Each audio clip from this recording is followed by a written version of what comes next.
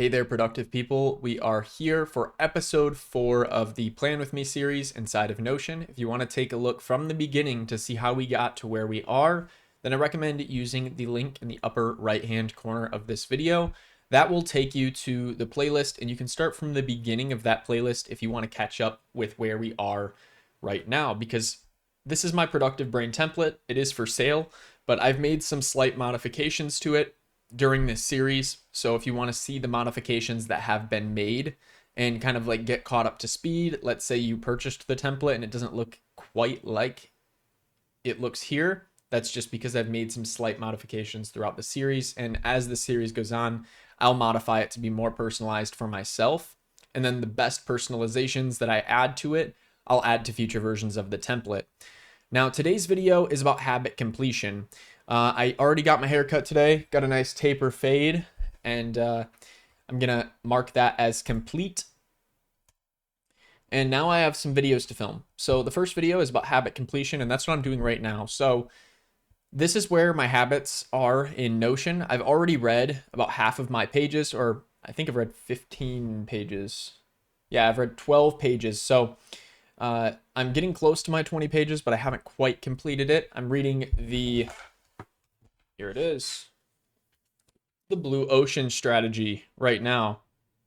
Blue Ocean Strategy is a book about creating new markets. I'm just getting into it. I'm only on like nearly page 60, but it's a really interesting book. I've heard about it from a lot of people, and I'm excited to be diving into it. I really like it. It's probably going to apply to a lot of the things that I add to my own template. So I also have my metrics down here, which are kind of like linked in with the habits. Sleep score, readiness score. My sleep and my readiness have really been suffering lately. I've been going to bed at like 2 in the morning. My sleep schedule is like go to bed at 2, 3, maybe even 4 in the morning right now, and wake up at 9, 10, 11 o'clock. And it's not really sustainable. I've done it also where I go the opposite way, where I go to bed at like 9, 10 o'clock and I wake up at 4:50, or I wake up at 6 in the morning and I go work out and I hit the sauna. I've done both ways now, and I have to say, like, this probably isn't the most sustainable way to do it, but I am kind of grinding right now, and I've just found that my body naturally wants to stay up later in the day, probably because I'm drinking so much more coffee these days. My brother just got an espresso machine, and he only lives about 3 miles away, so I drive to his place often, and we play chess and shoot espresso shots. Yeah, so productive, right? Anyways, so yeah, that's why my metrics are a little off. If you're an Aura Ring user, you know that you have like a readiness score and a sleep score, and your Aura Ring is used, if you can see down in the corner here, this is my Aura Ring. It has sensors on it. It's used to track my sleep and my activity and all those sorts of fun things. So I put my scores in here to keep track of them over a long period of time, like I'm doing here. And then if I want to calculate like averages, I can do that, and it will give me the averages of my sleep and readiness scores. Right now, they are at literally all-time lows for my overall lifetime usage of the ring. So yes, it's honestly not very productive, and it's not very conducive to productivity to not get sleep. So this is something I've got to work on. I really do. But anyways, this is not to beat myself up. I have been on a really good kick with working out and reading for the past 28 days here. I have all these listed out. I only have this year listed out here in Notion. My planning has been abysmal this week, and I'm going to pick that up in today's video. I've noticed that the days I don't film these videos, I typically don't get my planning in, but my habits, like working out and reading, are spot on. Every day I make sure to make it happen. And I think the reason for that is I went to sort of like this self-help seminar for my birthday, My brother actually purchased tickets for us to go.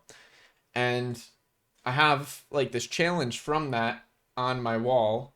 And I talked to the head coach there and I was like, hey, look, if we complete this challenge and then we come back to your next event, would you be willing to do a podcast with my brother and myself on YouTube? And he said, yes, you complete this challenge, you go through, you do all this stuff, we'll do a podcast together. I'm not going to name the name of this person. You guys will find out. And I'm sure if you wanted to be astute enough, you could find out who it is.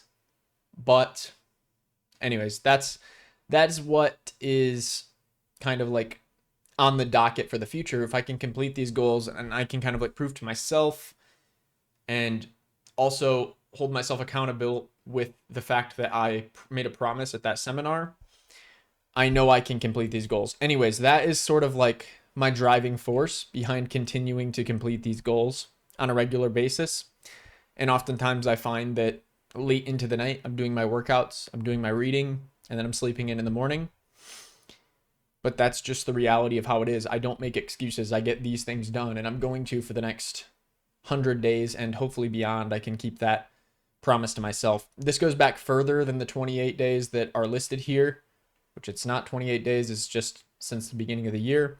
But I've actually done these habits now for 32 days in a row. So I'm pretty happy with that. Anyways, got to get back on my planning and I've got to get better sleep. Those are my kind of like goals outside of completing these two habits. But how can we aid ourselves using the productive brain and completing our habits? Well, to do that, I'm actually going to take a suggestion from my brother, who also has a YouTube channel, and he also uses the productive brain. In the past year, he's had massive success, and he surpassed 100,000 subscribers. He makes tutorials on ChatGPT and the like, AI software and things like that. And we're actually working on a course together within Midjourney to create AI art. So yeah, exciting stuff. We collaborate every single day. And he actually just made a post in the Notion Navigator community, which you're given access to if you purchase the Productive Brain. He made a post in there the other day talking about how he uses the Productive Brain. In this post here, he just basically details how he's using Productive Brain to get better every single day, how to increase himself by 1% every day. And he actually recorded a video showing a method that he uses with my template that's helped him complete his habits more effectively. And I wanted to share that with you guys. If you guys want to get in on this group here, you can join 547 others who are currently using the group, and you can get access to the Notion template that I'm sharing in this video. You can also just leave questions.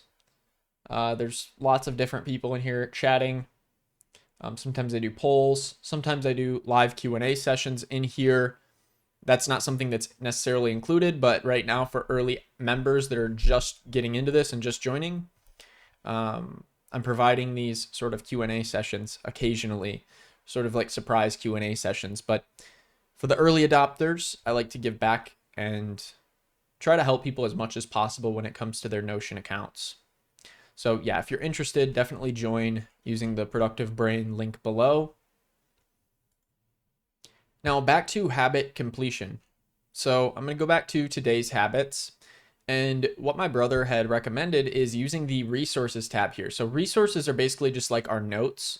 And what he does is he moves it above his habits here so that he can see his pinned resources.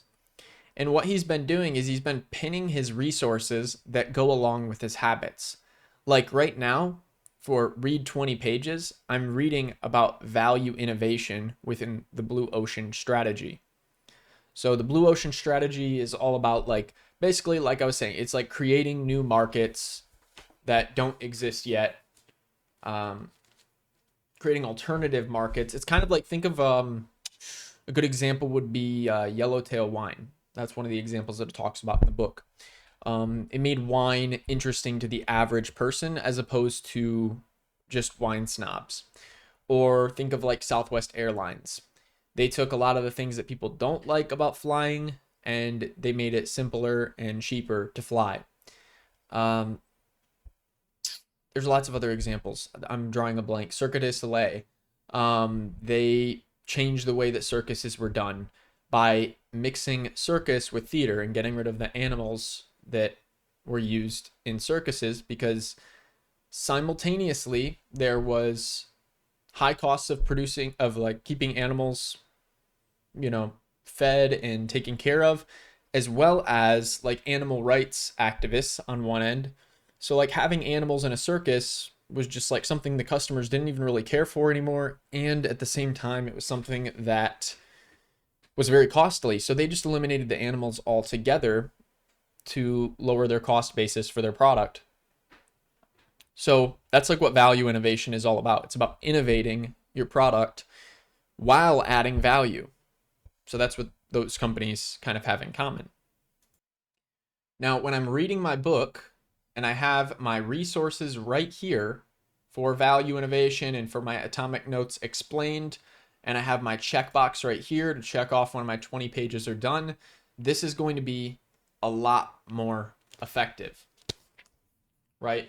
Because they're all right next to each other here. And I can always create a new note and have it instantly be pinned if I create it within the pinned notes.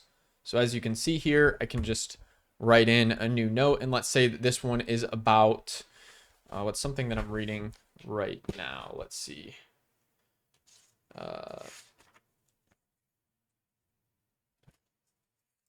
So I could go into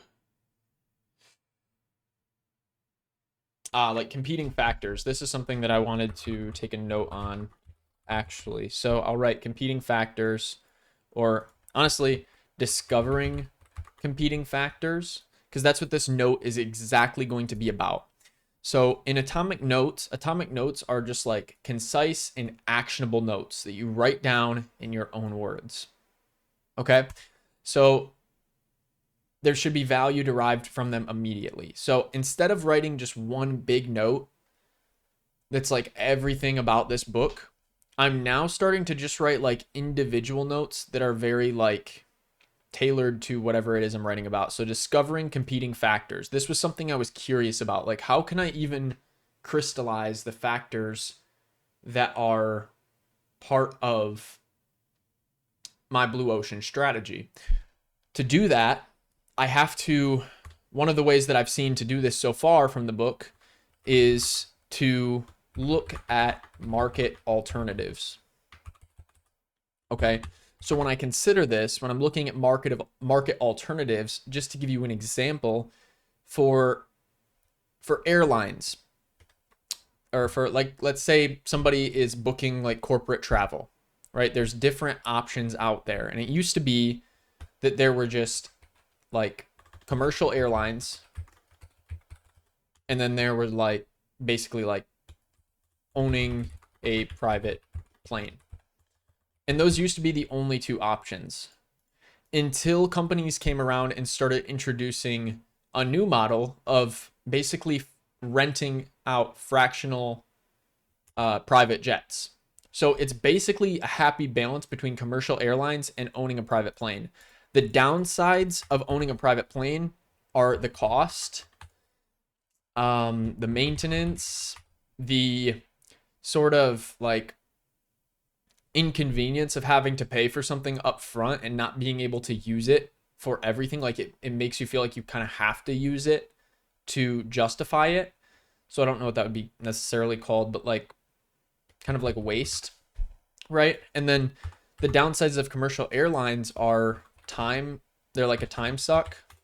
You have to deal with all the other people there, and overall it's just like less of a luxury, right? But what ended up coming from this is a blue ocean emerged where companies, I forget which company it actually is that popularized it. I'm not going to look into it right now because it will take me far too long. But essentially, it's like renting private, right? So when you're renting the private, you take the best things from owning a private plane and the best things from commercial airlines, and you kind of create like a blend when you're fractionally renting out private jets. So you take away like the time suck. So like it's more convenient, but it's also cheaper than owning. And at the same time, you like get the luxury factor, but without the cost or the waste, right? So I know that this is like a very rough idea of the note, and you're seeing as my brain like works, how it works. But this is just a way that I can see an example. Let's just do example of market alternatives. And then I'll just put like a star next to the blue ocean. So these were the existing market alternatives. And even deeper, like you could go even deeper and say like, okay, like nowadays there's like Zoom calls, right? That's a market alternative because you're thinking about the need as opposed to what it actually is. It's not just about the planes itself and like people taking planes. It's about what need they're fulfilling by taking the plane. You could even say like other forms of transportation are viable solutions, right? Like you could say car travel, right? So the main reason for all of this is like deal making, right? So that's why when the event that shall not be named because I don't want to be demonetized happened and everybody ended up like working from home, this caused a huge disruption in markets with like airlines and stuff like that. And they had like ghost planes, like people weren't even really flying. So they would have like empty 737s, or they'd have 737s that had like just a couple passengers on them and like no other people filling the seats. So yeah. Anyways, if you're interested in markets, if you're interested in business, Blue Ocean Strategy is a good book. And this is like how I would take a note on it. And then I would have my resources right here pinned alongside while I'm reading. And then when I'm done reading, I can check that off. I could even include like a link to the Blue Ocean book that I'm reading. And I'm going to talk more about that when I film my database, or when I film my next video on creating a books database. And I'm going to show you guys how I can have like a book that I'm currently reading here on my homepage so that I can quickly click to it and I can go to my Kindle account if I want to, or I can see all of the notes associated with that book. I can see my progress with the book and all of that sort of good information that's nice to have at my fingertips. So stick around for that video. And before that, I'm also going to go into the processing routine. I've got a lot of resources. I've got a lot of tasks and sub areas that I need to process. So I'm going to be going over that in the next video. Hope you guys enjoyed this one, and we'll see you in the next one.